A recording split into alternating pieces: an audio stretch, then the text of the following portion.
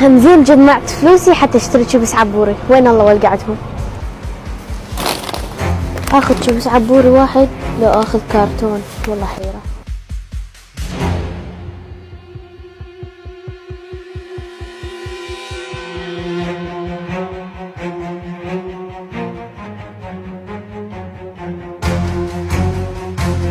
يا الله وين راحت الكرتونة؟ يا الله هاي اخر فلوس اللي جبتها دا اوديها لليتام. شنو؟ الايتام؟ احنا لازم نصحح غلطنا. امشي. الو، ها استاذي ترجع الكرتونه لان نعوف الشغل مالتنا بعد وياك. رجع الكرتونه. بح هذا البطران نبي نرجع الكرتونه. غير شيبس عبوري بيه هدايا وبي سيارات وتليفونات كل شيء بيه.